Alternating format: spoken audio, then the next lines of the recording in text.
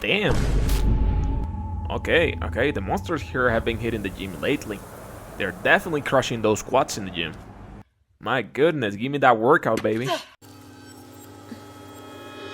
Yep, that's me. You're probably wondering how I ended up in this situation. In 2023, Konami showed us the teaser for the next-gen Silent Hill mainline game. Everyone was excited. The pipe was back, the skull, the fog, everything was going according to plan. And SilentHillf just got released recently. The fanbase is really happy for the comeback of our beautiful franchise. Right? Right? Oh my god, Konami, stop reading my franchise, please. Boo, it's Bloodborne. Where does it say it's a Silent Hill game? In the name Silent Hill? Alright, let's calm down. It seems Silent Hill fans hate when a new Silent Hill game comes out. I'm relaxed. Whether it tries something new or tries to remain faithful to the original.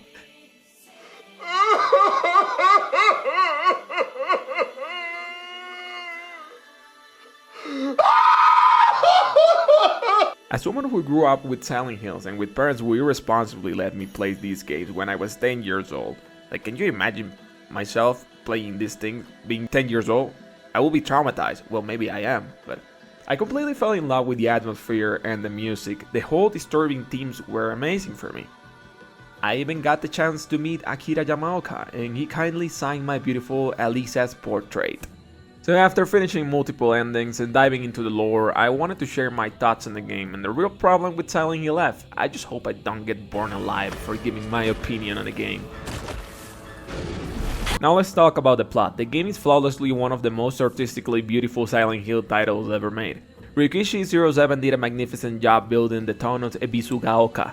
In case you're not familiar with him, he's the author of two famous psychological horror novels, When the Cicadas Cry and When the Seagulls Cry, and you'll start noticing a little bit of its influence throughout this new Silent Hill game. It gives you the dread and the freedom to explore. The first hours are magnificent. We play as Hinako Shimizu in the rural town of Ebisugaoka set in the 1960s. So this is like the classic Silent Hill games. You see the roads here are cut off as well.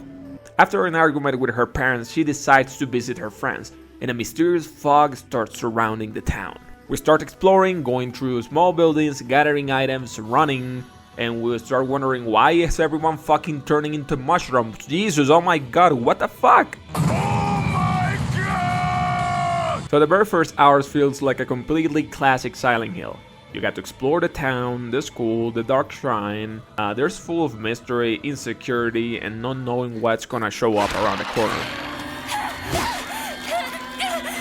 You can avoid monsters or fight them if they're giving you the trouble. Hinako can dodge, parry, and even has a stamina bar.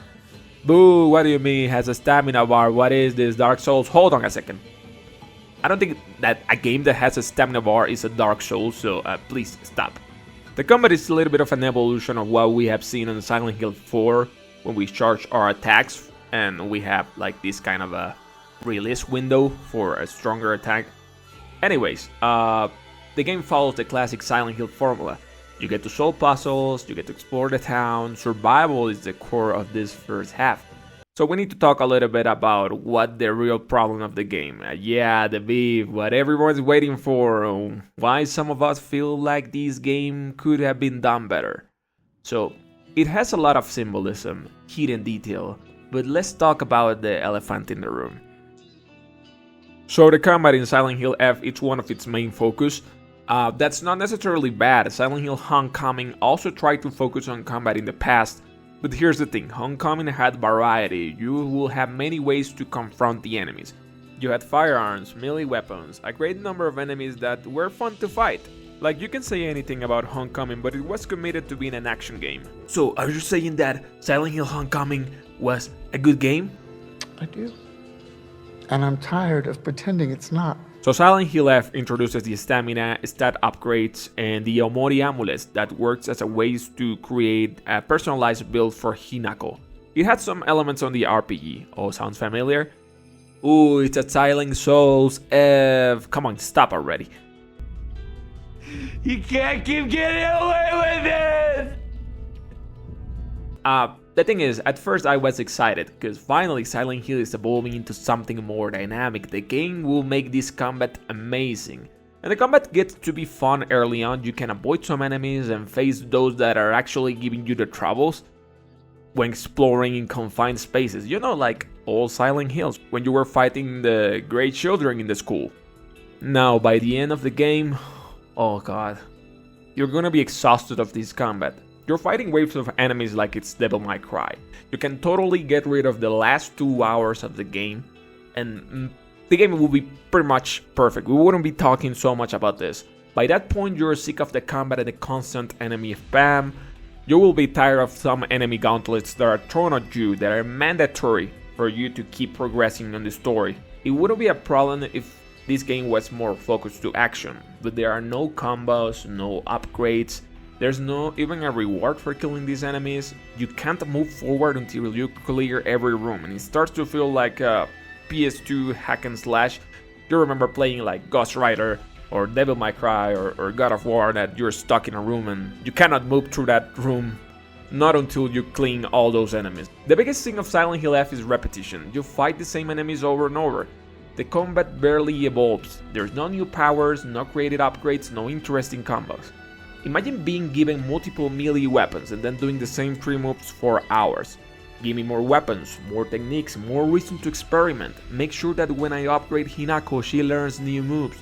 Make the combat faster, fun, and stop making my weapons break every 5 minutes. Ah! Sorry. Yeah, let's continue. Let's be real, if you're going to mix horror with combat, Resident Evil wrote a little bit of the manual on it. Every game adds something new. There's new bosses, locations, or mechanics that make every encounter memorable. You remember fighting Jack Baker, the Nemesis, Crosser, not because they were easy, but because they were fun. They rewarded aggression and timing. In Silent Hill F, most of the enemy encounters are just obstacles between you and the next cutscene. There is no gameplay payoff, and that's a huge problem when the combat is supposed to be a major feature. Now let's get a little bit in the spoilers territory. Yeah baby, the fox arm. Some of you hated it, I loved it. The fox arm, it's amazing. It's an evolution of the combat.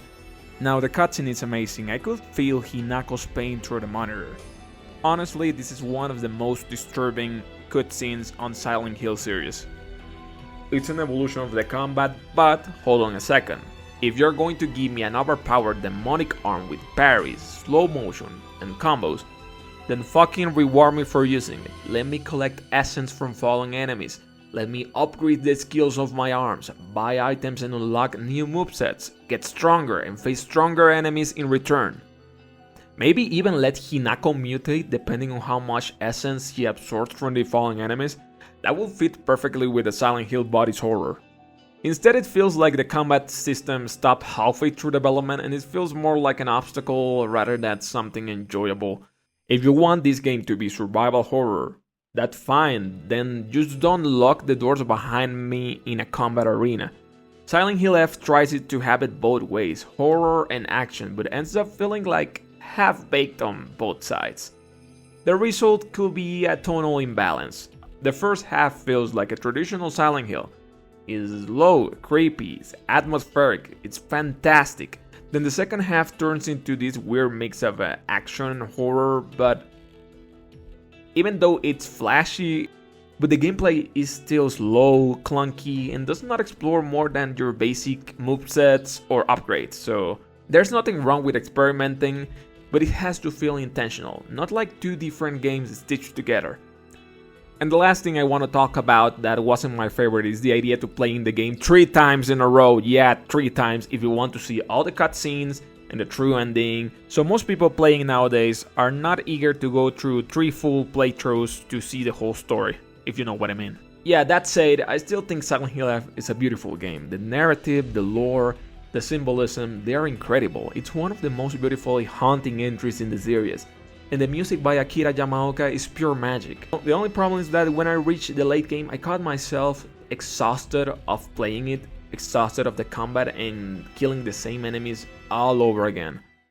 If Konami ever makes a sequel, maybe a continuation of Silent Hill 3 or even a spin-off with Heather, they could absolutely take a more combat-focused direction based on what we have learned here. Now imagine something like Ghostwire Tokyo but darker, more disturbing, and centered on Alisa's psychic powers. That could open new ways to explore the Silent Hills world, the cult, corruption, the aftermath, and adding more lore into the series, while keeping the core of psychological dread. The key is balance, make the combat engaging but let the horror breathe, just like the Resident Evil remakes did. I've been playing this game since I was a kid and I genuinely want to see this franchise evolve. Konami, if you're listening, you have gold in your hands. Downfall, the Silent Hill 1 remake, they're your chance to reveal what made the series unforgettable. Silent Hill F isn't a bad game, it's ambitious, it's experimental, and full of heart. The narrative and characters show what makes this series special, but sometimes ambition without a specific focus can hurt the experience. Either way, it proves that Silent Hill is back and that they're willing to try new horizons, learning in the process. But whatever you end up choosing, you know I'll always be there for you.